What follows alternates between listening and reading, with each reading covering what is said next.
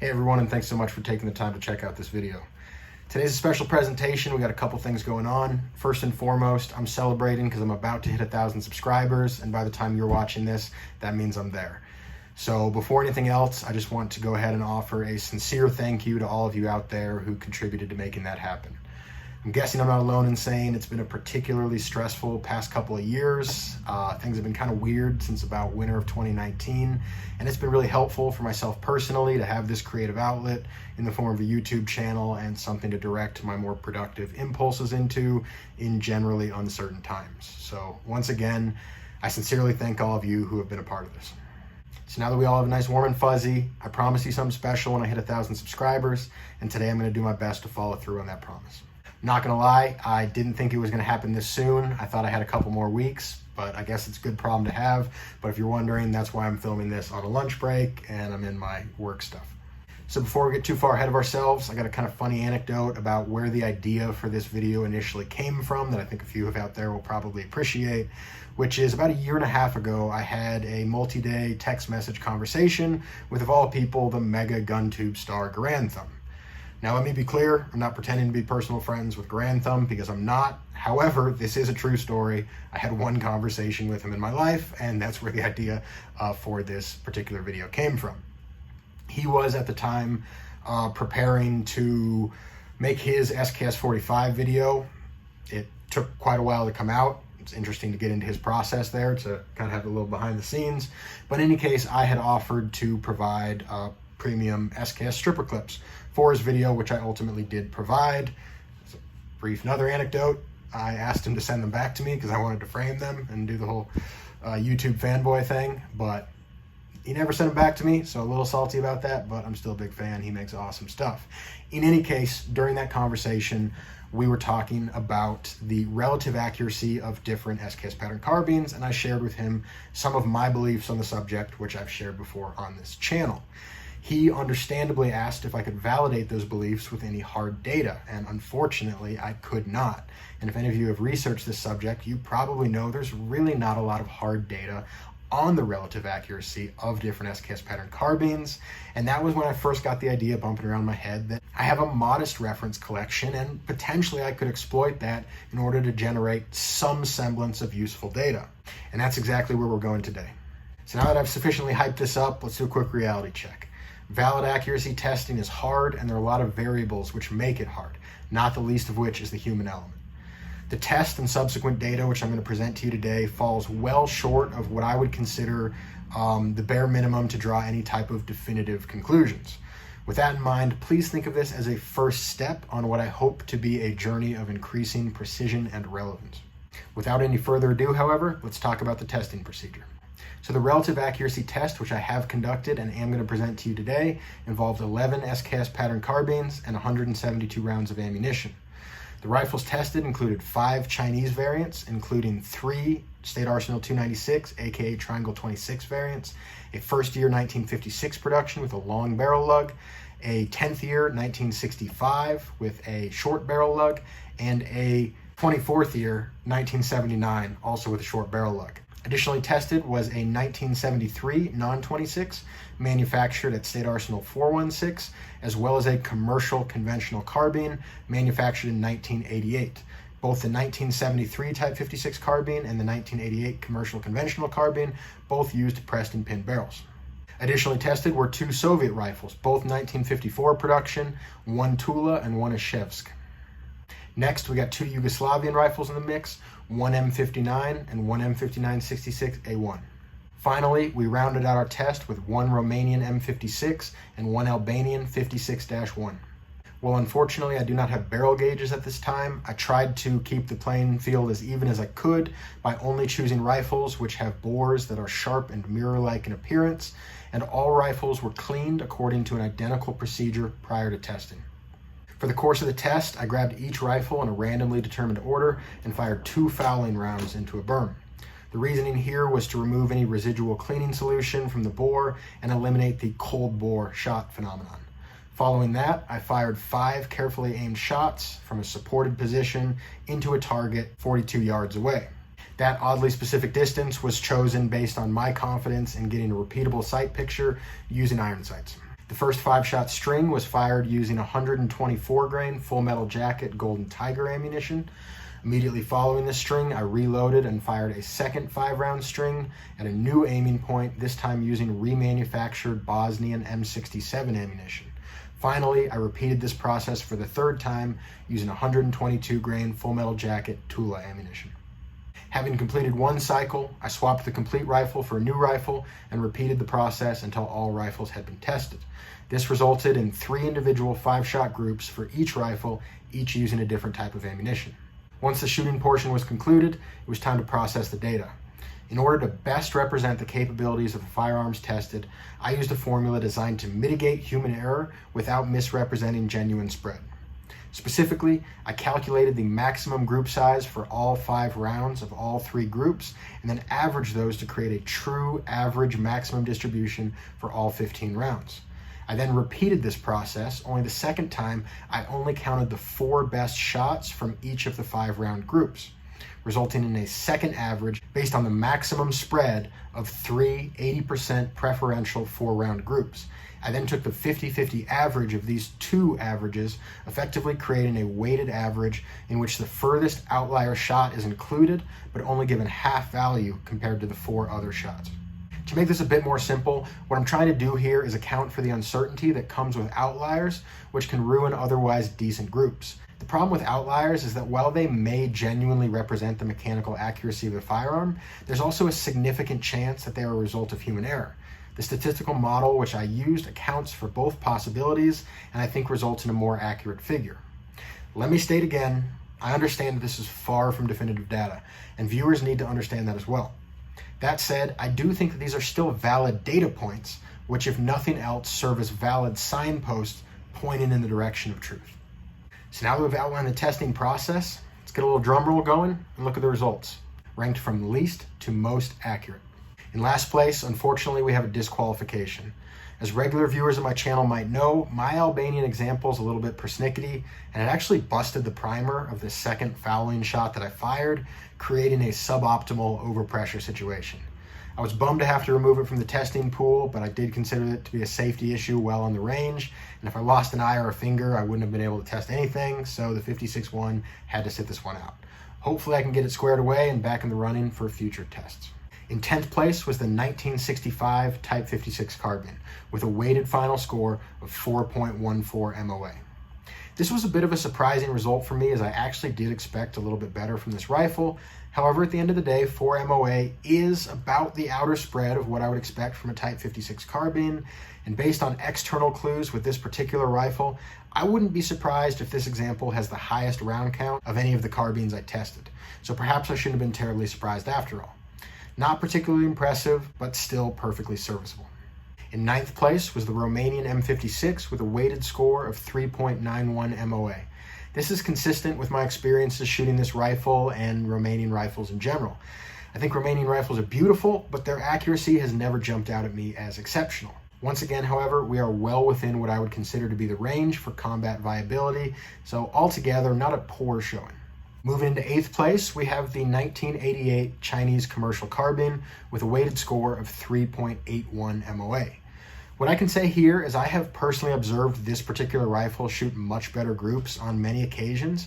However, as a pressed and pin barrel, it seems to be a little heat sensitive, or at least my current operating theory is that its heat sensitivity is related to the pressed and pin barrel, and it really does seem to shoot its best groups once it's hot. That said, we weren't testing heat accuracy today, so the 88 is comfortably in the bottom of the pack for this test. It's good enough for government work, but probably not the best choice for cold bore bullseye shooting.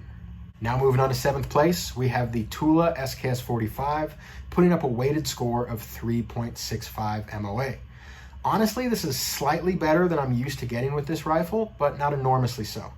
Nothing to write home about, but certainly nothing complaint-worthy either. All around a pretty good showing from the Soviet grandfather.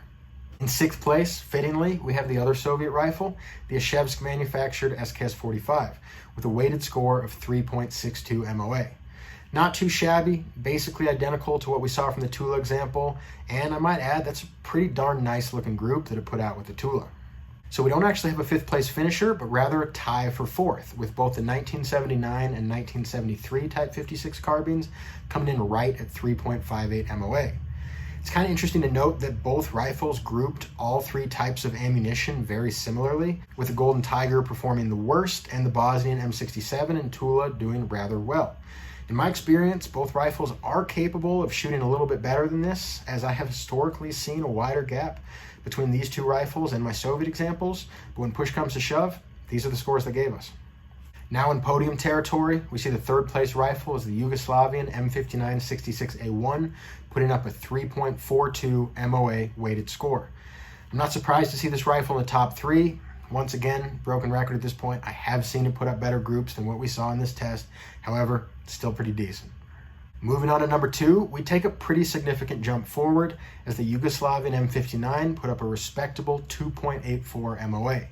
Obviously, this is the first rifle to get a weighted score under 3 MOA, and I'm not surprised because I've always considered this particular example to be my most accurate SKS. I do suspect that if I had a vise to shoot from, we could see that number drop down into the high 1 MOA range, but I'm still pleased to see that it stood out from its peers and demonstrated a cone of fire which will reliably produce first-round hits at and beyond 400 yards. Not bad. Finally, in a result which honestly took me off guard, the first-year production Type 56 carbine put up a genuinely impressive 2.58 MOA weighted average, and is actually the only rifle on this list which kept its 5-shot unweighted average also below 3 MOA. Friends of this channel might know that this is one of my most prized pieces in my collection, and what they might not know is that means I haven't actually shot it a ton, and I've never shot it on paper before, so I was kind of surprised to see that it's not just a showpiece, but it can still put rounds on target with the best of them. All in all, very impressed with the first-year production Type 56 carbine. So now that we've looked at the raw data, let's talk about the limitations of my test, what if anything we can interpret from these results, how these results line up with my preconceived notions, and what steps can be taken moving forward in order to generate more useful data in the future. So in terms of limitations, there's 3 obvious ones that jump out at me. So first, of course, is going to be the human element. I am a trained and proficient rifle shooter. However, I'm far from exceptional. Although I've spent most of my life shooting iron sights, the past couple of years I've really been going down a rabbit hole with electro-optical and magnified optics, and I'm embarrassed to say that I kind of felt myself struggling a bit with iron sights during this test. I did conduct this test on a very windy day, a lot of windy days where I live and shoot, and while I don't believe the wind affected the trajectory of the projectiles in any way or the stability of my shooting platform, it did cause my eyes to water. And watery eyes mixed with iron sights is an uphill battle. It does need to be considered that my sight picture and trigger press absolutely introduced inconsistencies from rifle to rifle, and the degree to which those inconsistencies affected the results is impossible to know for certain. I do think the way that I calculated these scores mitigates that a little bit, but it certainly doesn't eliminate this altogether. Second, we got to acknowledge that there's a limited sample size of firearms. On one hand, I'm in a privileged position to be able to bring 11 distinct examples of SKS pattern carbines to the range and test 10 of them. That said, when you consider that there's 15 million of these things, it's easy to appreciate that my examples are not going to be perfect representations of all the distinct variants. 2 seemingly identical rifles manufactured in the same factory on the same day can demonstrate different levels of mechanical accuracy, and while I did my best to keep this test as fair and streamlined as possible, it needs to be acknowledged that ultimately I'm testing my individual examples and not the categories as a whole, which they theoretically could represent. Third is going to be the limitation on the number of shots that I fired. This was actually my second attempt to conduct this test, the reason being that my first test failed because I was overambitious. I initially wanted to shoot 4 10-round groups with each rifle, and upon attempting to conduct that test, I got overwhelmed, I got stressed about time and just other factors involved with that scale, and I made mistakes which ultimately invalidated my test. As I stated at the beginning of this video, accuracy testing is pretty hard. I learned over the past couple weeks. It's harder even than I thought it was, and extensive accuracy testing is harder still. 15 shots per rifle is decent, but it's really not enough to get a precise picture of exactly what each rifle can do. So with those limitations acknowledged, what if anything can we learn from this test? First of all, I think it's reassuring to note that my results were generally consistent with baseline expectations for this particular platform. I've generally been of the opinion, and I'm sure I've said on this channel, that less accurate SKS patterns are typically going to be in the 3 to 6 MOA range, and more accurate SKS pattern carbines are typically in the 2 to 4 MOA range. And that's more or less what we saw today. These rifles are accurate to make very good use of the 7.62 by 39 millimeter cartridge, but they're not target rifles either. Next, we can see that the total difference between the best and worst of these rifles was not particularly substantial. And if we take the 2 best performing rifles out of the equation, we see that the bottom 8 were really shooting a relatively tight spread. To quote one of my favorite gun tubers, Paul Harrell, "We observed a difference, but maybe not enough of a difference to make a difference." You be the judge. So how do these results line up with the claims which I've historically made on this channel? Well, in some areas, they really kind of validate my claims, or at least they're a data point in support of my claims, and in other areas, they actually challenge me a little bit. So historically, I have claimed that Yugoslavian and Chinese examples tend to be the most accurate, and Soviet and Romanian examples tend to be the least accurate. Given that the top 5 performing rifles tested were Yugoslavian and Chinese, that would initially seem to support my claim. That said, we need to remember that I tested 5 Chinese examples, and only 3 of them ended up in that top 5. 2 of them actually performed worse than the 2 Soviets. Furthermore, 2 of those 3 only edged out the Soviets by a very slim margin, which I assume is well within whatever the margin of error was for this particular test. In other words, I think that the results we got from the Yugoslavian rifles really does suggest above average accuracy, whereas the results we got from the Chinese rifles categorically doesn't so much suggest above average accuracy. So what's going on here? Ultimately, we can't know that for certain. There's too many variables. For my part, I can't say that this test was enough for me to totally give up my anecdotally informed beliefs. After all, this was 150 rounds in my lifetime of firing tens of thousands. I am used to Soviet examples performing about a half MOA worse than they did in this particular test, and I'm used to the Chinese examples performing about a half MOA better.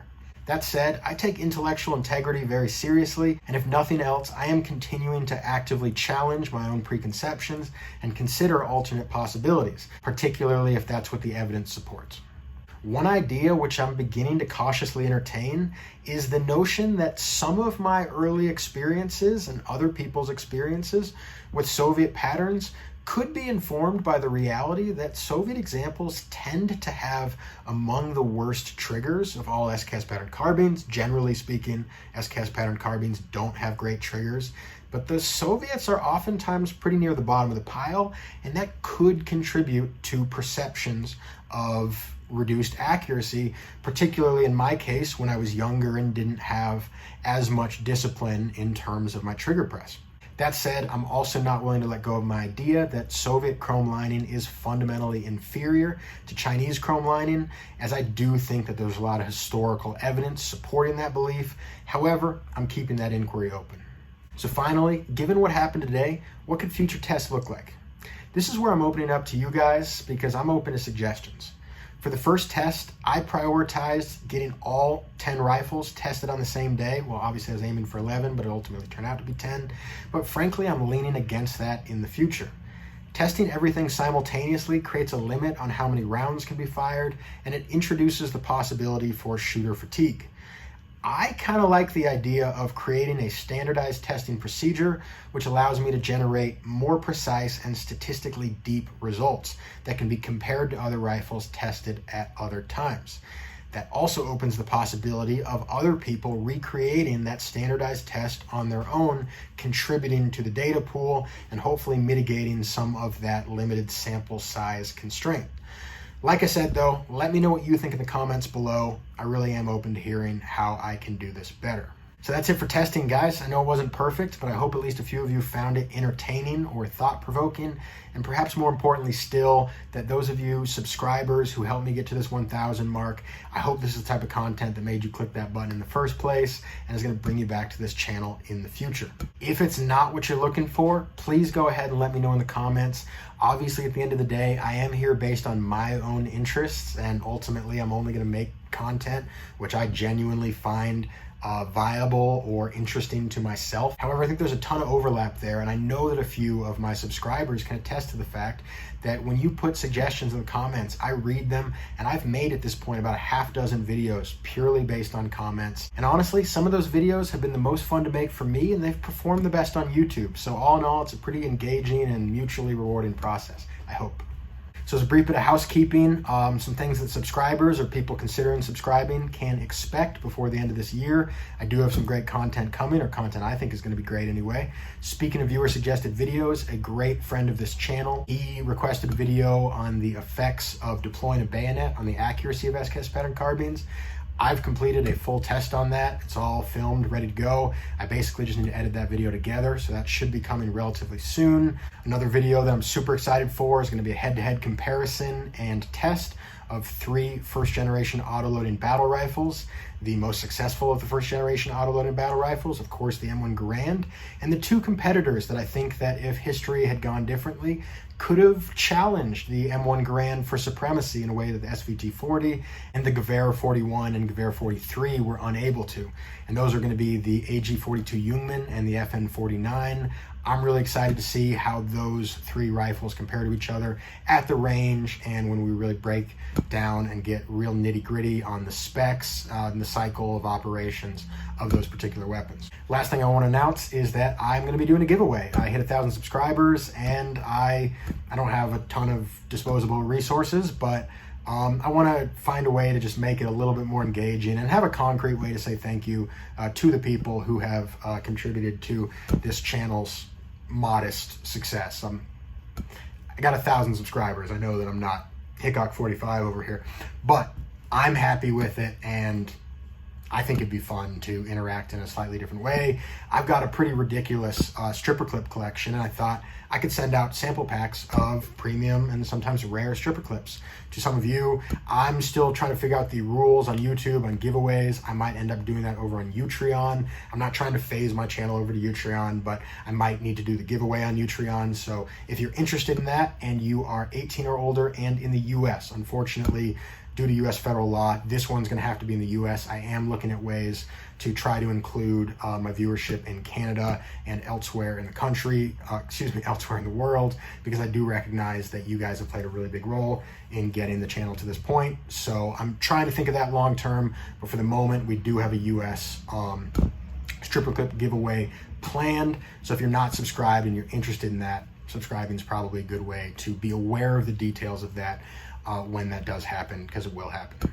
So that's it, everybody. Like I said, if you're interested in that content and stuff that I got going on in the future, go ahead and hit subscribe. If you don't really care, but you enjoyed this and you want to show me that this was worth your time, hitting the subscribe button is the best way to do that. And other than that, for all of you who've already done that and got me to that 1,000 mark, once again, thank you so much for being a part of this channel, and I really hope to catch you guys in the next video.